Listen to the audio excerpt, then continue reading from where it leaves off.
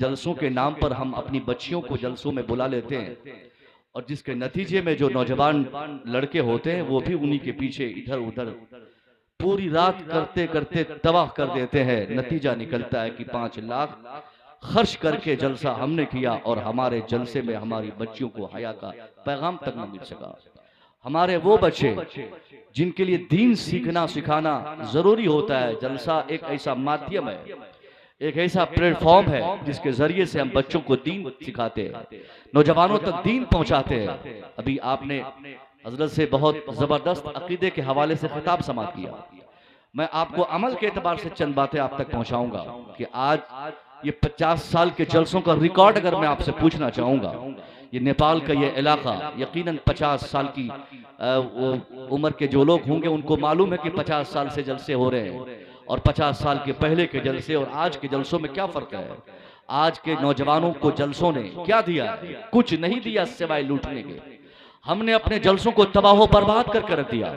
ये हमारे सामने बैठा लड़का, इनको मालूम है कि मैं जलसे में आ रहा हूँ, इनके पीछे वो मेरे बच्चे मेरे बेटे, इनको भी पता है कि मैं जलसे में आ रहा हूँ, मगर हमने अपने जलसों में आने के लिए इनको टोपी पहनने का शऊर तक नहीं दिया।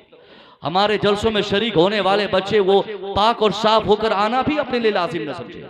क्या जहन हमने बनाया है कि हमारे जलसे हो, हमारे उलमा की शिरकत हो, खिताब हो, अकीदे पे गुफ्तगू, ईमान पे बात है, अमल पे बात है, गौसे आजम की जिंदगी, गरीब नवाज के हालात, बुजुर्गों की जिंदगी, नबी का सराफा जिस महफिल में बयान करना एक आलिम दीन और एक खतीब के लिए लाजिम हो, उस महफिल में समात के लिए बैठने वाले न उनका जिस्म पाक है, न उनकी फिक्र पाक है, न उनका ढांचा मुसलमानों की तरह, न उनके सर पे टोपी रहती है। ये जलसों को गीदड़ों की भीड़ का हमने जो माहौल बनाया है, यकीनन कल मैदान मैशर में इस पैसे को जो फुजुल खर्ची जिसको कहते हैं, जो हमने पैसे को पानी की तरफ बहाकर अपने कौम के बच्चों को कुछ नहीं सिखाया, खुदा की कसम एक एक पैसे का हिसाब मांगा जाएगा।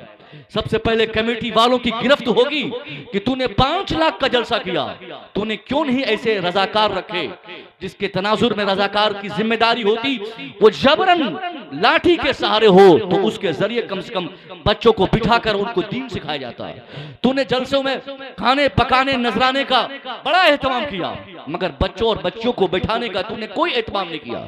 सड़कों पर लड़कियों की भीड़ लगी रही, तूने उस पर एक भी पहरादार नहीं बिठाया। क्यों किसी मुस्लिम बच्ची को देखकर कोई मुसलमान बच्चा सिटी जलसे में मारे?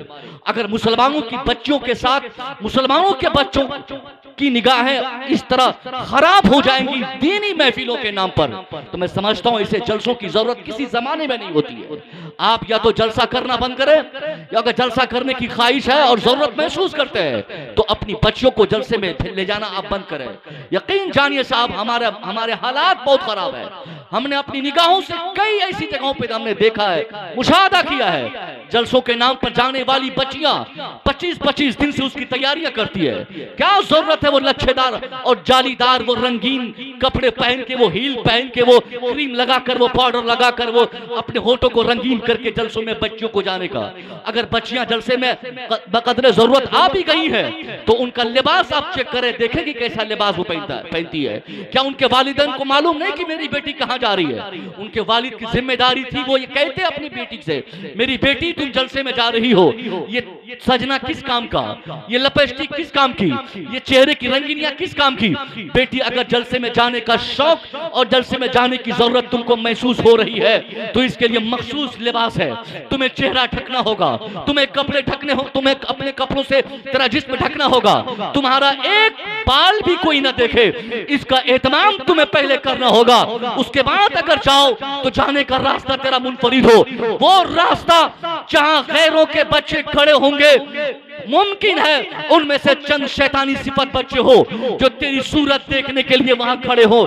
इसलिए मेरी बेटी अगर सेपरेट रास्ता उस जलसे के लिए है तो तुम जाओ, वरना वहां जाना जरूरी नहीं। क्योंकि साहब हम जलसा करें, जलसा में पैसा हमारा खर्च हो, मेहनत हमारी खर्च हो, ताकत हमारी खर्च हो, सारी सही हमारी लगे और हमारी महफिलों से हमारी बच्चियों की इज्जत तार तार हो जाए, ये हम कभी गवारा नहीं कर सकते। हमारी बच्चियों बच्चों की इज्जत हमारे लिए सबसे बड़ी चीज है, हमारी बेटियों का दुपट्टा हमारे लिए सबसे बड़ी कीमती चीज है, हमारी बच्चों की हया हमारे लिए एक बड़ी नियमत है। हम अपनी बच्चों की इज्जत, प्रतिष्ठा, सम्मान को बचाए रखें, उसके लिए हमें कोशिश करनी चाहिए। इसका खास ख्याल रखें, आइंदा जब भी जलसा हो इसके लिए कमेटी वाले पहले तैयारी करें। ये मत देखें कि मुसव्विर का हमने पैसा भेजा या नहीं, किराया भेजना है, किस खतीब को नजराना लगाना है, किसका टिकट फाइनल करना है, ये सारी चीजों के फाइनेंशन से पहले आपको इस पर तवज्जो करनी है कि जलसों में लड़कों की आमद कैसे होगी, लड़कियां किधर से आएंगी, लड़कों को कहां बिठाया जाएगा, बेटियों को कहां बिठाया जाएगा, माओ के बैठने का इंतजाम कैसे होगा, उनके जाने का इंतजाम कैसे होगा। अगर आप ये तय नहीं कर पाते हैं, छोड़िए ये चंदा करके बेटियों की इज्जतों को तार तार करने का सामान आप मुहैया मत कीजिए। आप नहीं जानते कि सरकार गौसे आजम आपसे खुश हो जाएंगे। गौसे आजम का नाम का जलसा करने वाला हर शख्स ये समझ ले कि मैंने गौसे आजम के नाम का जलसा किया, हमने 100, 200, 500 चंदा दिया, सरकार गौसे आजम के नाम की बहारें हमें मिलेंगी, बरकतें और खैरात हमें हासिल होंगी। मैं दावे से कह सकता हूँ, बेहूदगी करने वाला, हरामखोरी करने वाला, बदतमीजी करने वाला, झूठ बोलने वाला, फहश करने वाला, अगर वो गौसे आजम के नाम पर दुकान चलाए, गौसे आजम के नाम पर मकान चलाए, गौसे आजम का नाम अपने मकान पे लिख दे, उलमा बयान फरमाते हैं आप अपने घर के एक तरफ नहीं, चारों तरफ गौसे आजम का नाम लिख दे। गौसे आजम के नाम से आप ये लिख दे कादरी मंजिल, दुकान पे लिखे कादरी मंजिल, मोबाइल की दुकान खोले लिखे कादरी मंजिल, शॉपिंग मॉल खोले लिखे कादरी शॉपिंग मॉल, यानी जो करना हो सिर्फ कादरी गौसे आजम के नाम से आप मंसूब करके करते चले जाएं और इरादा आपका ये हो कि सरकार गौसे आजम के नाम की हमें खैरात मिलेगी, बरकतें मिलेंगी। मैं कहना चाहूंगा ये सिर्फ आपकी कज फिक्री है, आप सिर्फ तन नजरी के शिकार हो चुके हैं, आपने अपने अमाल को तबाह कर रखा है। हमारे उलमा ने हमें सिखाया है कि सरकार गौसे आजम के नाम की बहारें सबको नहीं मिलती। वो आदमी जो जिसने तबाह किया अपनी अपनी अपनी सिफत को, जिसने तबाह किया अपने आप को, जिसने किरदार को तबाह बर्बाद किया, जो अपने माशरे में गंदगी फैलाने में कभी कोई कमी महसूस नहीं किया, चाहे झूठ बोल के हो, शराब पी के हो, बदफेली करके हो, बदनिगाही करके हो, वो इंसान एक रात नहीं 50 रात भी गौसे आजम का नाम लेगा, मगर गौसे आजम के नाम लेने से उन्हें कोई फायदा नहीं होगा, क्योंकि गौसे आजम का नाम लेने वाला अगर नाम लेता है दूसरी तरफ वो हराम कमाता है, हरामखोरी करता है। उलमा हमें सिखाते हैं कि हराम खाने वाला उसको गौसे आजम के नाम का कोई फायदा नहीं पहुंचने वाला, बदफेली करने वाला, झूठ बोलने वाला। आपको उलमा ने क्या बताया, अभी भी आप मुझसे पहले 2 खतीब पहले एक खिताब मैंने सुना, वो कह रहे थे कि सरकार गौसे आजम ने झूठ बोलने से अपने आप को बचाकर आपने बहुत बड़ा काम किया। ये वाकया आपने हजारों बार सुना होगा जलसों में, हजारों बार उलमा आपको बता चुके हैं, मगर इस वाकये के तनाजुर में मैं आपसे पूछना चाहूंगा ये कितनी बड़ी करामत थी, कितनी बड़ी करामत गौसे आजम की थी। गौसे आजम की जिंदगी में चूंकि करामत भरी थी, सरकार गौसे आजम मुर्दों को जिंदा करते थे। आपने सुना होगा उलमा बयान करते हैं कि आप चलते गए मुर्दा जिंदा होते गए, जिस कब्रिस्तान से आप गुजरते थे उस कब्रिस्तान के मुर्दे उठ खड़े होते थे। बिला शुबह आज हमारे जलसों में करामात बताए जाते हैं, जिनमें से बहुत सारी बातें किसी बुजुर्ग से मंसूब करके हमारे उलमा बयान करते हैं और आप नारा लगाते नहीं सकते। उन तमाम वाकयात में से बहुत सारे ऐसे वाकयात हैं, ऐसी करामतें हैं जो उस मुताल्लिका बुजुर्ग से मंसूब नहीं, फिर भी लोग नारे लगाते हैं, बोलते वाह क्या करामत बयान की गई, वाह क्या करामत बयान की गई। किस्सा सुनना, किस्सा सुनाना, करामत सुनना, करामत सुनाना, यह आज हमारे जलसों का मजाज बन गया है। सुनने सुनाने का हमने माहौल बना दिया, पूरी रातें करामत बयान की जाती है, मगर उस करामत के तनाजुर में क्या बात बतानी है, क्या दर्स मिलना है, इस पर हमारी निगाह नहीं दौड़ती। मैं कहना चाहूंगा हाँ ये बात सच्ची है कि सरकार गौसे आजम आप जिधर से गुजरते इशारा फरमाते मुर्दे उठ खड़े हो जाते, मगर गौसे आजम की जिंदगी की सबसे बड़ी करामत वो नहीं थी कि आपने मुर्दों को जिंदा किया, कब्रिस्तान में गड़े 100 साल से जायद की मुद्दत से सोए लेटे हुए मुर्दों को आपने उठाया। ये आपकी बड़ी करामत नहीं, आपकी बड़ी करामत ये थी कि आपने झूठ बोलने से 18 12 साल की उम्र में अपनी जबान को कंट्रोल में रखा, जिसके तनाजुर में आपने 40 से ज्यादा गुंडों, मवालियों, चोरों, उचक्कों को आपने ईमान दिला दिया, आपने उसे मुसलमान बना दिया, आपने अपना गर्मीदा बना दिया। 18 साल का नौजवान झूठ से अपनी जबान बचा ले, वो गौसे आजम का किरदार था। आज हम गौसे आजम का नाम लेने वाले, कादरी अपने नाम से मंसूब करने वाले 50 बार झूठ बोलते हैं। दुकान पे बैठे तो झूठ बोलना, मन में हो तो झूठ बोलना, सफर में हो तो झूठ बोलना। झूठ की खेती आज हमने जिस तरह की है, कौन सी जबान ऐसी है जो झूठ बोलकर अपनी जबान को त्रागंदा न करती हो। हमने झूठ बोलकर अपनी जबान खराब की और इरादा हमने ये किया कि हम अपने नाम से कादरी जोड़ देंगे, अफजल कादरी, असलम कादरी, मुसव्विर कादरी, फलाने कादरी, तो हमको गौसे आजम के नाम की बरकतें मिलेंगी। मैं कहना चाहूंगा नहीं साहब, गौसे आजम का नाम अपने नाम के साथ जोड़े ना जोड़े, जरूरी नहीं कि गौसे आजम का नाम अपने मकान में आप लिखाए, कादरी मंजिल लिखाएंगे तब बरकतें मिलेंगी। जरूरी नहीं कि गौसे आजम का नाम अपनी दुकान की पेशानी पे लिखाएंगे तब गौसे आजम के नाम की बहारें आपको मिलेंगी। हाँ, ये जरूरी है कि अगर आप चाहते हैं कि गौसे आजम के नाम की बरकतें आपको मिले तो मकान में नाम ना भी लिखाएं, दुकान पे नाम ना भी लिखाएं, अपने नाम के साथ नाम ना भी जोड़ें, सिर्फ गौसे आजम के इस किरदार पे अमल कर लें, अपनी जबान को झूठ बोलने से पाक रखें। अल्लाह बेपनाह तरीकों से आपके घरों में बरकतों की बारिश नाज़िल फरमाएगा। नारे तकबीर, नारे तकबीर, नारे रिसालत, नारे रिसालत। जश्न गौसुल वरा कॉन्फ्रेंस, अल्लामा मुसव्विर रजा साहब किबला, नारे तकबीर। झूठ से हमको अपने आप को बचाना होगा। हम झूठ बोलते हैं, अपने आप को बोलते कि कादरी है, हम रज़वी है, हम गौसे आजम के दीवाने हैं। गौसे आजम का चाहने वाला झूठा नहीं हो सकता, गौसे आजम का चाहने वाला बदतमीज नहीं हो सकता, गौसे आजम का चाहने वाला बेहुदा नहीं हो सकता, गौसे आजम का मानने वाला बेहया नहीं हो सकता। क्या आपने सुना कि नहीं, एक मामूली सी गलती जो कि हकीकत में गलती नहीं, पानी में चलता हुआ सेब को देखकर अगर कोई खा ले, या तो साहब पूरी पूरी फैक्ट्री कोई खा लेता है, फिर भी हज करके आके अपने को सुथरा समझता है कि साहब हम तो किए जितना गुनाह करना था, मगर हम तो हज करके आ गए, हम तो अजमेर शरीफ से आ गए, हम तो बगदाद से घूम के आ गए। अब किसी की फैक्ट्री खाया तो क्या हुआ, किसी की जमीन लूटा तो क्या हुआ, किसी का माल हड़पा तो क्या हुआ, किसी के पैसे को ठगा तो क्या हुआ, दलाली में 1 करोड़ रुपया कमाया तो क्या हुआ। हमने बगदाद देख लिया, गुनाह माफ, हमने अजमेर देख लिया, गुनाह माफ, हमने हज कर लिया, गुनाह माफ। चाहे अपनी बहन, अपने भाई, अपने समाज में जिसकी चाहे दौलत लूट के खा ले, उससे कोई फर्क नहीं पड़ने वाला। हमने चोरी की लत लगा दी है। आपको सुनना पड़ेगा गौस कैसे बनता है, अब्दाल कैसे बनता है, वलियों का कोई सरदार कैसे बनता है, पीराने पीर कोई कैसे तैयार होता है। एक ऐसा नौजवान जो बहता सेब को देखकर खा लिया, एहसास हुआ कि ये बहुत बड़ी गलती हमने की, बहुत बड़ा जुर्म हमने किया, जबकि हकीकत में कोई बहुत बड़ी गलती वो नहीं थी, क्योंकि एक लावारिस सेब आपने उठा के खाया था।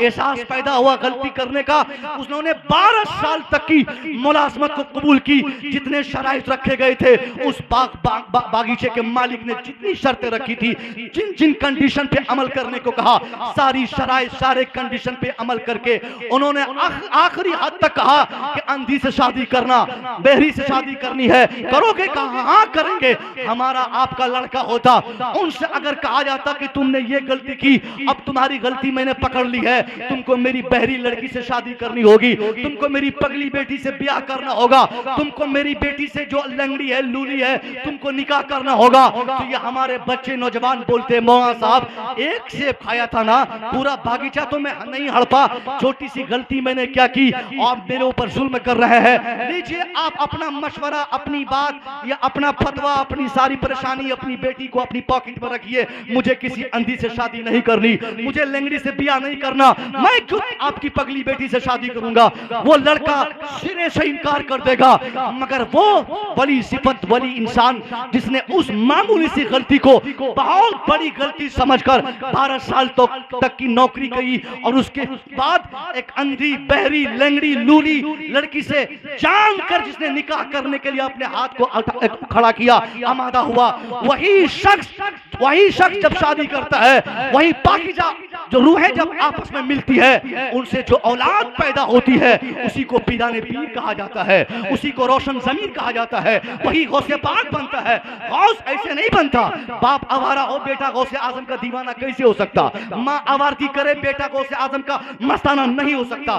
साबित होता है कि अगर कोई अपने बच्चों को गौसे आजम का दीवाना बनना चाहता है, अगर कोई चाहता कि मेरा बेटा वली बन जाए, मेरा बेटा पीर बन जाए, मेरा बेटा आलिम बन जाए, मेरा बेटा नेक साले बन जाए, तो बच्चों की नेकी के लिए, गार्जियन के लिए जरूरी है कि वो पहले नेक बन जाए, वो अपनी निगाहों को झुका ले, वो खुद सही इंसान बन जाए, वो आवारगी को अपने समाज और गांव से निकाल दे। जब तक बाप सही नहीं होगा बेटा सही नहीं हो सकता, जब तक माएँ सही नहीं होंगी बच्चे सही नहीं हो सकते। माँ आवारगी करेंगी, बच्चियां आवारा पैदा होंगी। बाप आवारा करे, आवारगी करेगा, बच्चे भी आवारगी करेंगे। सीधा रास्ता है, सीधा जवाब है। अगर आपको बच्चों को सुधारना है तो बच्चों की इस्लाह के लिए मुसव्विर रजा को पूर्णिया बिहार से बुलाकर तकरीर कराने की कोई हाजत आपको नहीं। सिर्फ आप तबलीगी सिफत को अपने लिए जरूरी समझे। तबलीग करना घर में आपको जरूरी है, कोई खतीब को नहीं, किसी पीर को नहीं। आपके पीर साहब तबलीग करने के लिए गांव में एक बार साल में जाएंगे, 2-4 मंत्र पढ़ के बता देंगे, 2-4 फार्मूले सिखा देंगे, 2-4 नसीहत दे देंगे। उससे शायद पीर की न तो कोई जिम्मेदारी कभी रही है और न वाकई में है उनकी जिम्मेदारी। एक खतीब 20,000 रुपया आपसे लेकर 1 घंटा लफाजी तकरीर करके या इस्लाही तकरीर करके जिस तरह की बातें होंगी वो करके चले जाएंगे, मगर दायमी तबलीग आपको करना है। हमेशा के लिए तबलीग का मजाज आपको बनाना है। आप अगर बाप हैं तो आप ही अपनी बच्चियों के लिए, अपने बेटे के लिए सही मुबल्लिग है। बाप की मौजूदगी में बेटा आवारा हो जाए, माँ की मौजूदगी में बेटी आवारगी करने लगे, ये ताज्जुब की बात है साहब। कैसा मनहूस समाज हमने बना दिया। हम मौजूद हैं, हमारे बच्चे आवारा हो रहे हैं। हम घर में मौजूद हैं, हमारी बेटी रात के 12 बजे तक मोबाइल देख रही है। कोई ये सुधारने वाला नहीं, कोई बताने वाला नहीं। बाप को अगर शिकायत कोई करे कि साहब आपकी बेटी को हमने कॉलेज के नाम पर टहलते देखा, हमने स्कूल के नाम पे फलाने लड़के के साथ में उसकी बाइक पे जाते देखा, वही बाप भड़क उठता है, बोलता है आप मेरी बेटी की शिकायत करते हैं। अरे मेरी बेटी ऐसा नहीं कर सकती, मेरी बेटी कॉलेज गई थी, मेरी बेटी सिर्फ स्कूल जाती है, वो सिर्फ ट्यूशन पढ़ने जाती और आती है।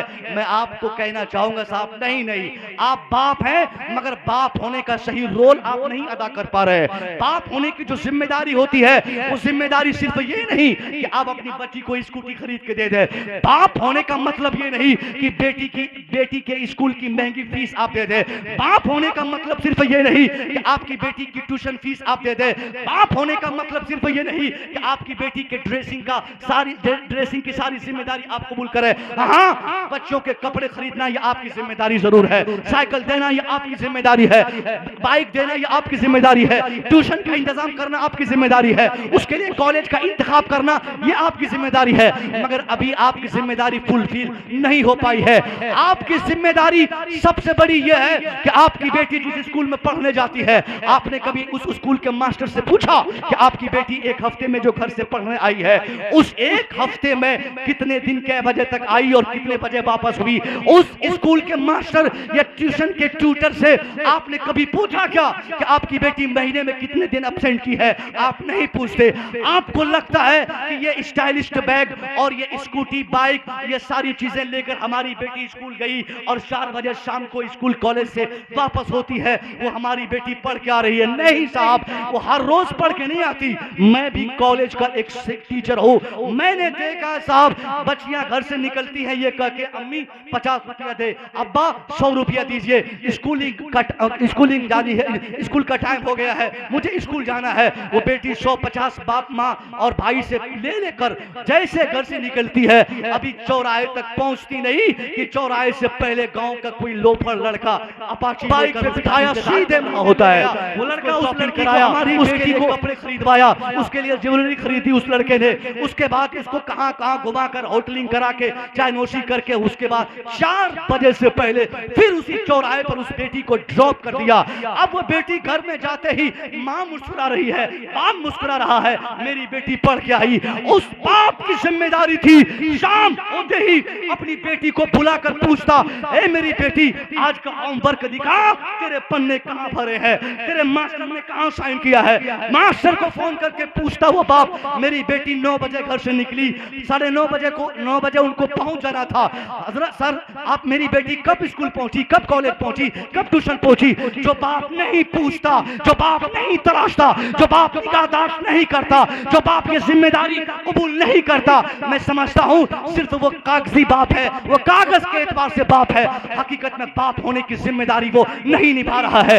आज जो शख्स अपनी बेटी को आजादाना छोड़ रहा है तालीम के नाम पर कि हजरत इसको कॉलेज भेजता हूं मैं, मेरी बेटी कॉलेज जाती है, याद रखिए आज 8 क्लास 8th में पढ़ रही है, 9th में पढ़ रही है, 10th में पढ़ रही है। एक दिन वो मैट्रिकुलेशन के बाद, इंटरमीडिएट के बाद, ग्रेजुएशन के बाद जब आपकी बच्ची की उम्र 18 साल को क्रॉस कर जाएगी, फिर वही बेटी जिसको आपने बाइक खरीद के दिया, जिसको आपने महंगे मोबाइल लेके दिया, जिसको आपने 100-200 डेली स्कूलिंग के नाम पे आपने दिया, उसके पीछे खर्च किया, वही बेटी का इंतजार कीजिए उस नाजायज तरीके से आजादी का ऐसा गलत फायदा आपकी बेटी उठाएगी।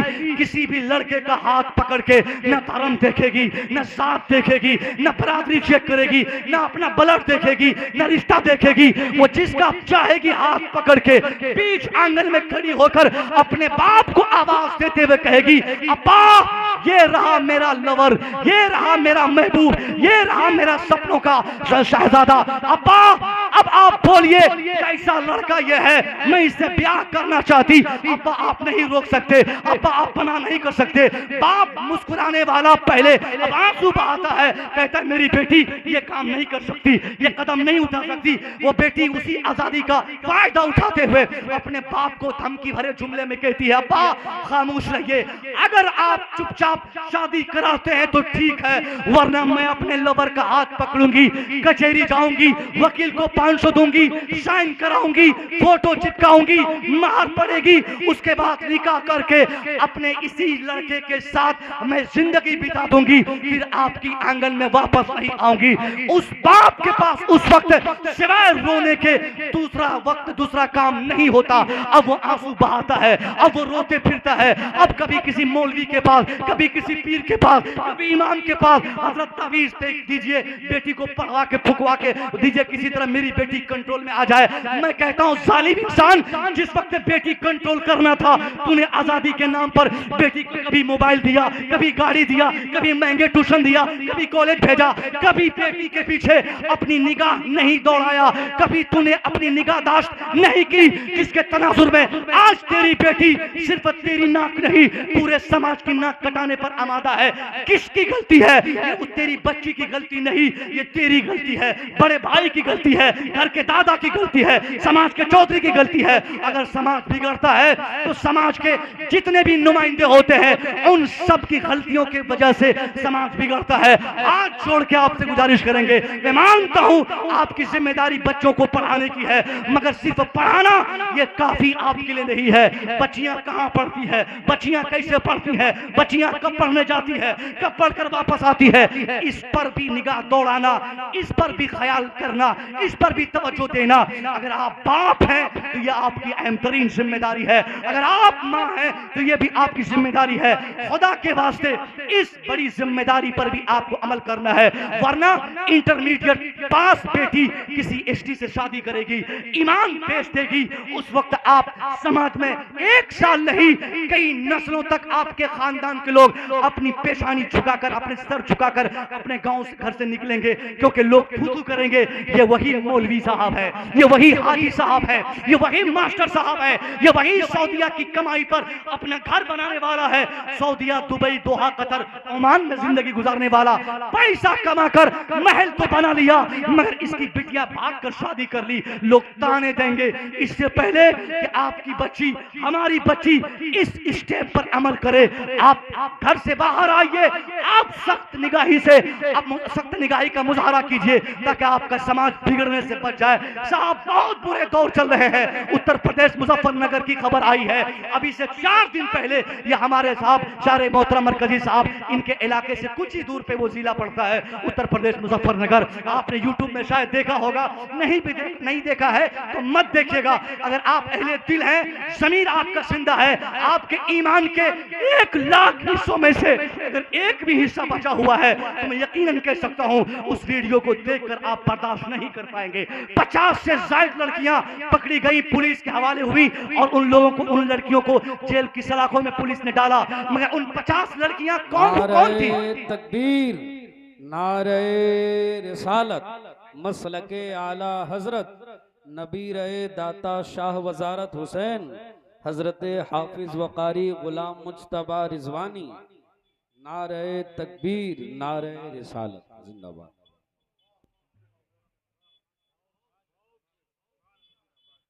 मुजफ्फरनगर की जो बात शायद आप जानते होंगे, नहीं भी जानते तो सिर्फ मैं इतना बता दूं, 50 से ज्यादा मतलब 50 और 55 के बीच की लड़कियां थी।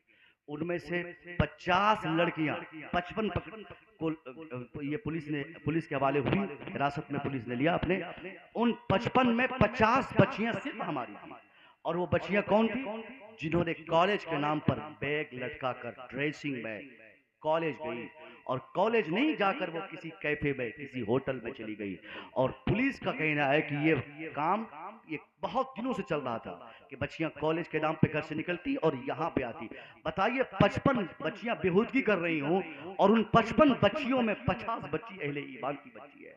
वो बच्चियां हैं जिनके खानदान में कोई हाजी होता है, जिनके खानदान में कोई नमाजी होता है, जिनके खानदान में कोई इमाम होता है, जिनके खानदान में कोई साहब मास्टर साहब होते हैं। मगर वो बच्चियां आज किसी के साथ ये डे मना रही है, किसी के साथ होटलिंग कर रही है। ये किसकी वजह से? सिर्फ गार्जियनशिप में कमी की बुनियाद पर, तालीम के नाम पर हमने समाज को तबाह और बर्बाद कर रख दिया। इस्लाम में तालीम की इजाजत सिर्फ इतनी है कि आदमी पढ़ लिख कर इतनी तालीम ले ले कि वो आदमी खुद को कॉपरेट कर सके, खुद को कंट्रोल कर सके। मगर बेपनाह सर्टिफिकेट और डिग्रियां लेने के चक्कर में हमने आज कहीं न कहीं इस तरह के माहौल को क्रिएट किया है। मैं पूछता हूं कि जिस तालीम की हुसूलियाबी के लिए इंसान का ईमान खत्म हो जाए, इंसान का ईमानी तकद्दुस छिन जाए, ऐसी तालीम की कभी इस्लाम ने इजाजत नहीं दी है। अगर आपको अपनी बच्चियों को पढ़ाना है तो पढ़ाने की जिम्मेदारी सिर्फ आपकी नहीं है, बल्कि पढ़ाने के साथ साथ उनके ईमान और अकीदे और उनके बेहतर मुस्तकबिल की फिक्र करना भी ये आप ही की जिम्मेदारी है। माहौल खराब हो रहे साहब, आपके चेहरे पे दाढ़ी है ना, मगर आपकी बेटी आपकी दाढ़ी की अजमतों को एक सेकंड में पायमाल कर देगी। आपके सर पे टोपी है ना, आप समाज के हाजी साहब है, मौलाना साहब है, मुफ्ती साहब है, डॉक्टर साहब है, शायर साहब है, खतीब साहब है, बड़े आदमी है, सब कुछ आप है। अगर आपने अभी से ख्याल नहीं किया तो एक बेटी की गलती, उनकी एक लफ्जिश पूरे समाज के लिए बहुत बड़ी गलती बन जाएगी। आप सोशल मीडिया पे लोग बोल रहे हैं कि देखो निकाब वाली की बच्ची पकड़ी गई, निकाब वाली ये काले कपड़े में लड़कियां पकड़ी गई। ये लोग मिसालें दिया करते हैं, हमारी नाक कटती है। हम जैसे मौलवी साहब खुलकर तकरीर नहीं कर सकते क्योंकि हमारी बच्चियों ने समाज को तबाह बर्बाद कर दिया। मैं पूछता हूँ, आप गार्जियन हैं, आपके पास ऑथोराइज्ड है, कुरान और हदीस का मुताला करें। मुस्तफा करीम ने फरमाया मन रा मिनकुम मुनकरन फलयुगय्यिरहु बियदी। सरकार फरमाते हैं anyone who seize any types of disease in your society, तुम्हारे समाज का कोई शख्स अपने समाज में किसी तरह की कोई बुराई को पनपता हुआ देखे तो उनकी जिम्मेदारी है कि उसको कंट्रोल करने के लिए, उसकी तब्दीली के लिए वो अपने सबसे पहले हाथ का इस्तेमाल करे। यानी मारना पड़े तो मारे, मारने की जिम्मेदारी आपको दी है। मतलब ये हुआ कि अगर बेटी बदतमीजी करे, बेटा बदतमीजी करे, बेटा नशा करे, छोटे छोटे बच्चे, ये इस साइज के बच्चे स्टेशनों पे नशा करते हुए, भांग पीते हुए, नशे की गोली खाते हुए, लड़के ए लड़के बैठो, हट हट हट, अरे उसको बुलाओ, दोबारा तुम लोग आना मत यहाँ पे। याले मोहम्मद साहब 2 महीने से ऐसे परेशान नहीं थे, इनको कोई फिक्र नहीं थी, इनको सिर्फ तुम्हारी फिक्र थी। तुम तक पैगाम पहुंचाना था, तुम्हारी इस्लाह की फिक्र थी। ये पूरी कमेटी वालों ने जो चंदा घर घर किया था, इनका मकसद था कि तुमको दीन समझ में आए, तुमको मजहब समझ में आए, तुमको अपना औकार समझ में आए, तुमको अपनी अजमत समझ में आए। और तुमको अब बर्दाश्त नहीं होता मौलवी की बात। छुछेरे लोग कहीं के जलसों में कोई भी आए, अगर आना हो तो आके बैठे।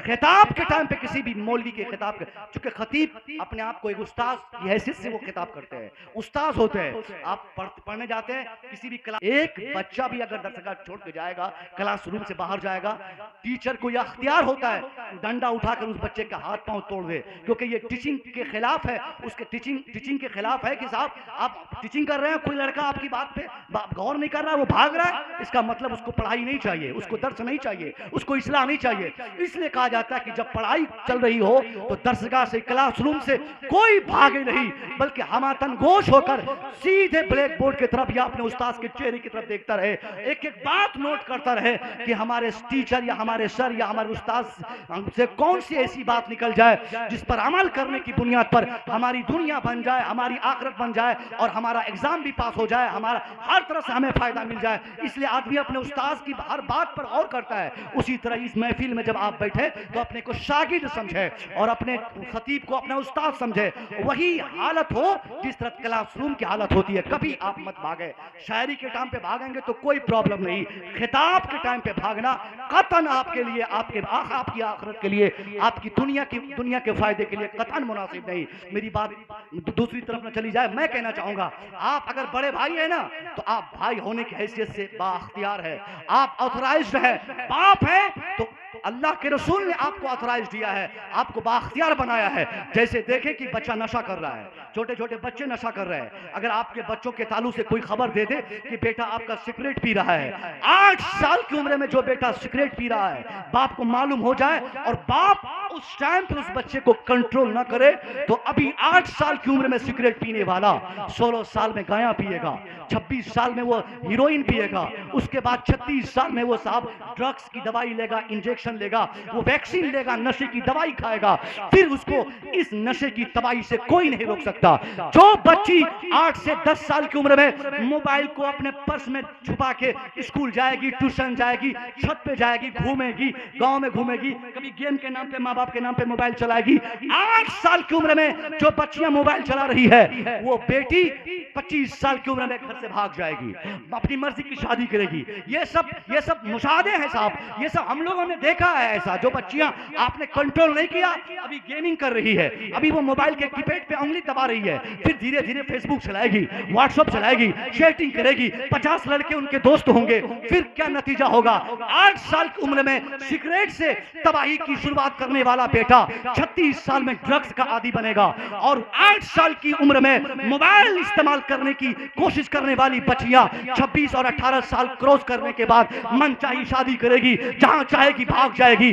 आपकी जिम्मेदारी क्या थी कि जिस वक्त बच्ची मोबाइल छू रही थी, जिस वक्त बच्चा सिगरेट पी रहा था, बहैसियत बाप की जिम्मेदारी थी कि वो अपने बेटे के लिए, और बहैसियत माँ की जिम्मेदारी थी कि वो अपनी बच्ची के लिए जूती उठाकर पहली गलती पर 5 जूती कायदे से 8-10 साल की उम्र में अगर आप कायदे से बाल पकड़ के, छोटा पकड़ के अपनी बेटी को कायदे से मारते कि क्यों तूने मोबाइल चलाया, क्यों तूने, तेरे हाथ में मोबाइल है, एक दिन आप उसे खतरनाक तरीके से मार दें, मैं कसम खा के कह सकता हूं उस सख्ती की बुनियाद पर आइंदा कभी आपकी बेटी मोबाइल टच नहीं करेगी।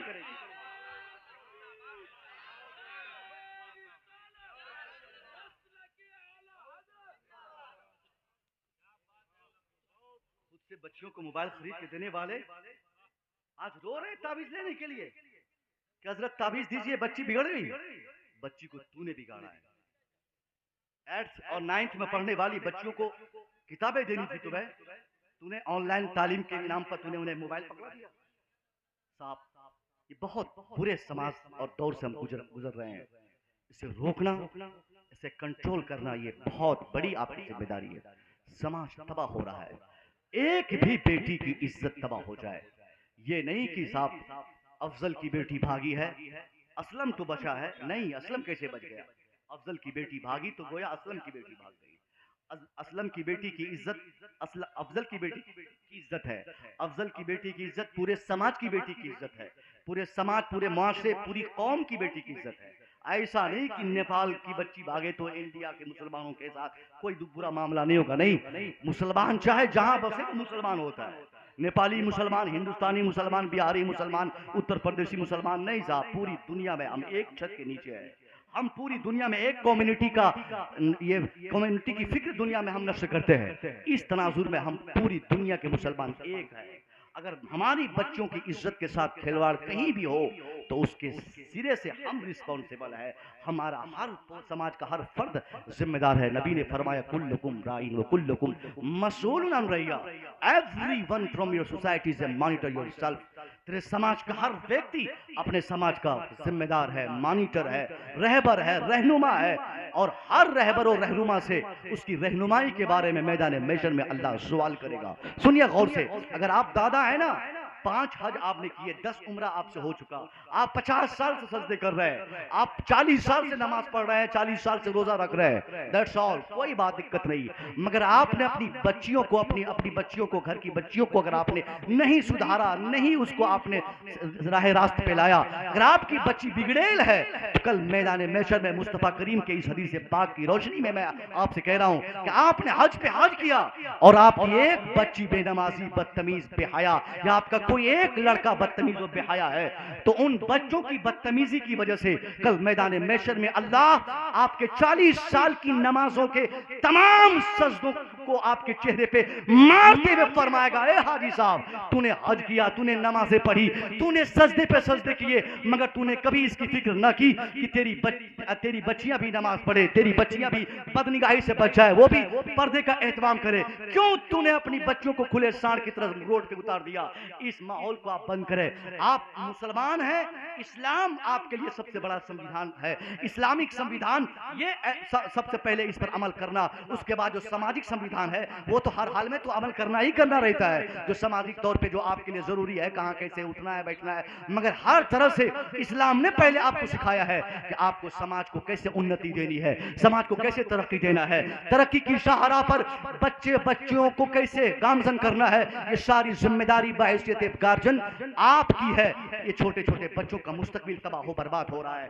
दुनिया के हर शोबे में सबसे ज्यादा आज तबाही मुसलमानों के समाज में महसूस की जा रही है, मुसलमानों के बच्चों के साथ। अब और ये बिला वजह भी नहीं है, रेलवे स्टेशनों पे जो लोग सफर करते हैं, हमारे जितने भी अहबाब हैं, उनसे पूछ लीजिएगा, खतीब शायद किसी से पूछिएगा, वो आपको बता देंगे, चोरी करने वाला, ट्रेन पे पॉकेट मारने वाला, नशा खाने वाला, और वो सुलेशन जो आजकल आया है ना, वो नशा, वो सुलेशन शायद इधर के बच्चे पीते होंगे कि नहीं पीते हैं, वो एक प्लास्टिक में लेकर जो पिया जाता है, क्या बोलता है उसको, इधर पीता रहे, क्या बोलता है उसको?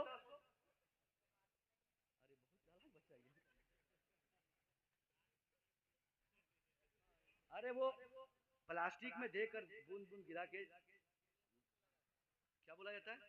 सुलेशन। वही तुमको मालूम है? बताइए, इस बच्चे को मालूम भी नहीं है। वाकई में भाई बहुत एडवांस लोग हैं यहाँ पे।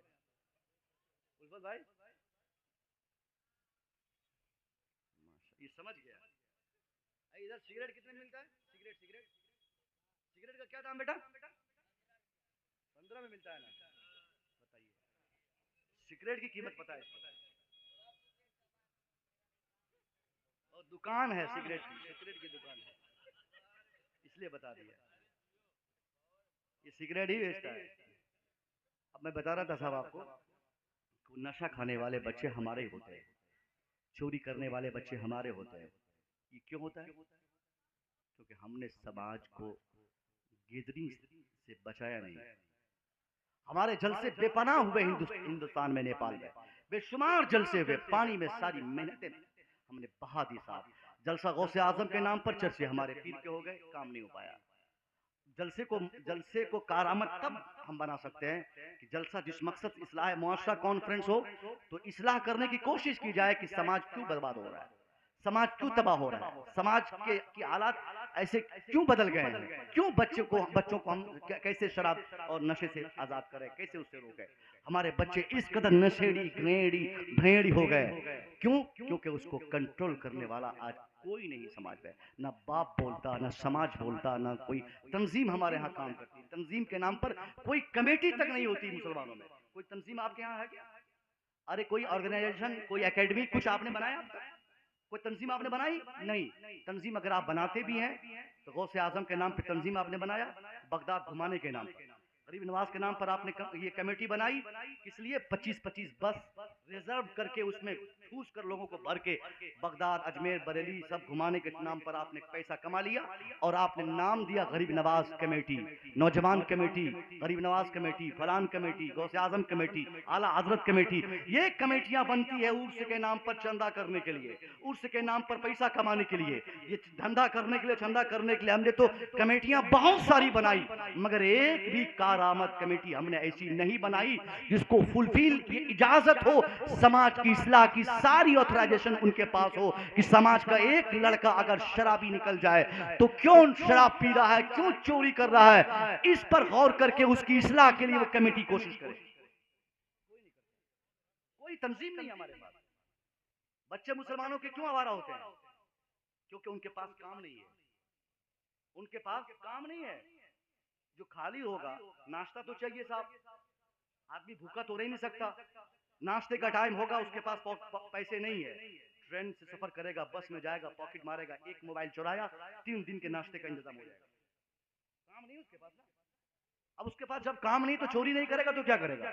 और आप बोलते हैं कि साहब उसका बच्चा कर रहा है, हमको क्या करना है? आप अपने बेटे को पढ़ा रहे हैं, पढ़ाइए। गांव के 100 लोगों में अगर 90 लोग डॉक्टर बन जाए, 90 लोगों के बच्चे इंजीनियर बन जाए, 90 लोगों को अगर तरक्की मिल जाए, 90 लोग अगर खूब अमीर बन जाए और सिर्फ 10 लोग ना पढ़ 10 बच्चे ना पढ़ सके, वो चोरी करने लगे, तो उस 10 बच्चों की वजह से वो 90 लोग जो डॉक्टर बने हैं कभी उनको सुकून की नींद नहीं आई।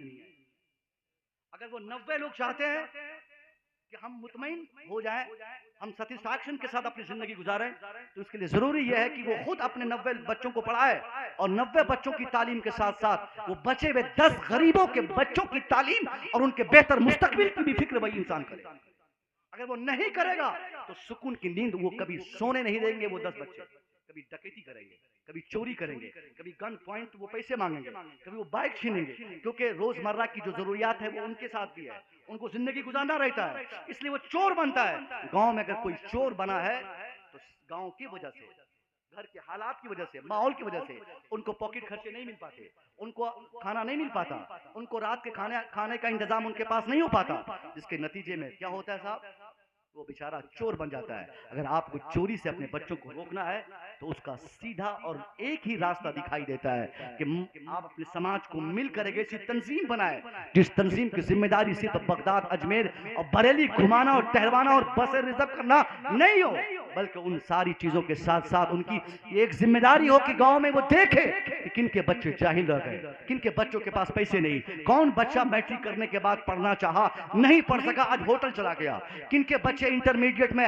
हाई फाई नंबर लाने के बाद भी वो आज किसी की दुकान पे होटल पे समोसा बेच रहा है, प्लेट साफ कर रहा है, जूठा साफ कर रहा है। अगर आपने इन सारी चीजों पर काम किया और गैरों के बच्चों की तालीम और तरबियत की आपने फिक्र की, तो मैं कसम खा के कह सकता हूं, अगर आपकी तंजीम के जरिए आपके समाज का कोई एक लड़का पढ़ ले, कोई एक बच्चा डॉक्टर बने, कोई एक लड़का हाफिज कुरान बन जाए, कोई एक बेटा इंजीनियर बन जाए, किसी एक का बेटा हाफिज कुरान बन जाए, आलिम दीन बन जाए, तो 50 मर्तबा गरीब नवाज की बारगाह में जाना उतना फायदा नहीं जितना कि आपके पैसे से किसी एक के बच्चे को हाफिज कुरान बनाना।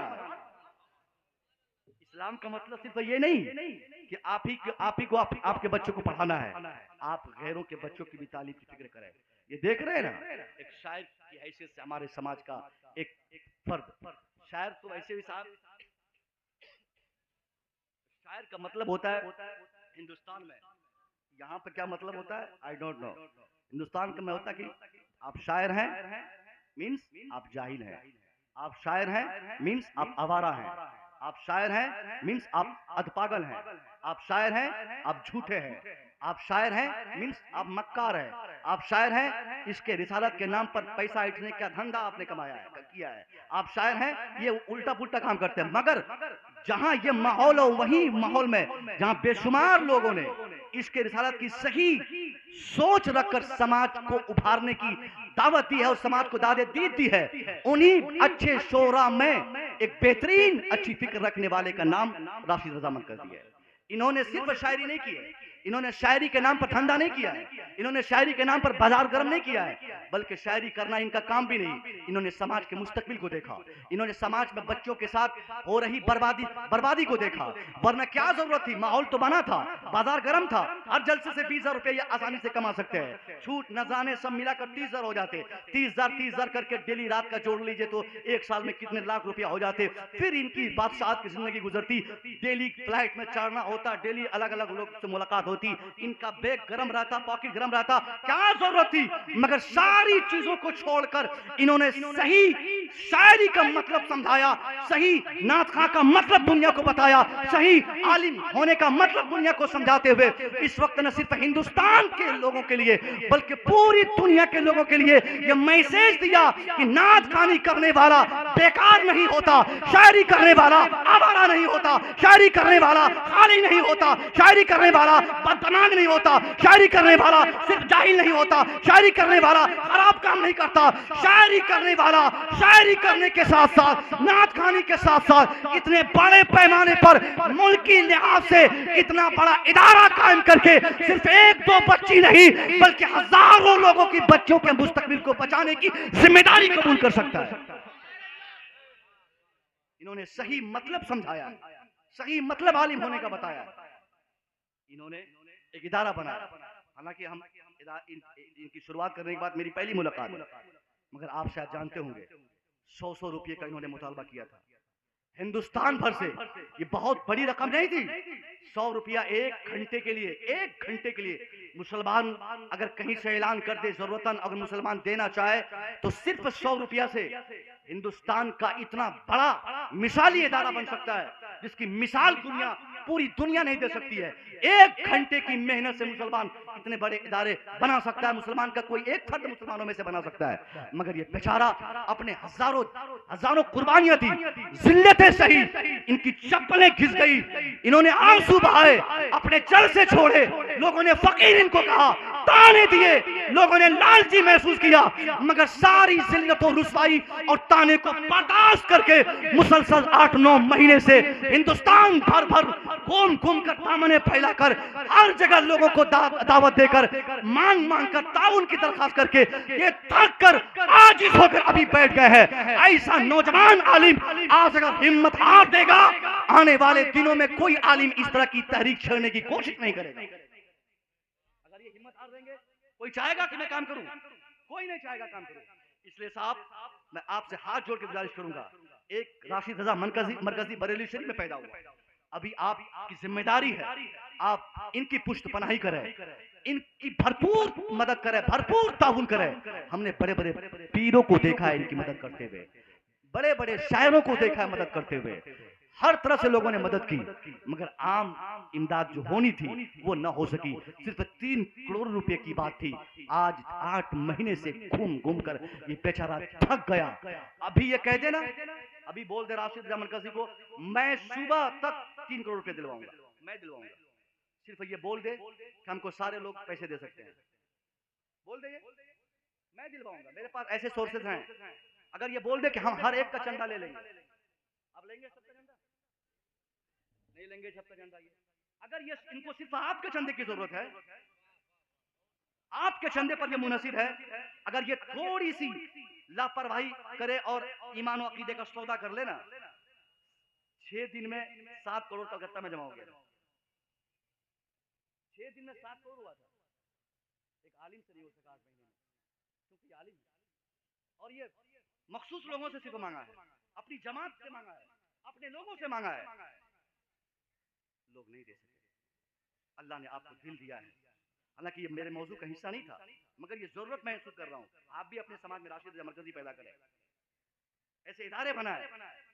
तालीम की जरूरत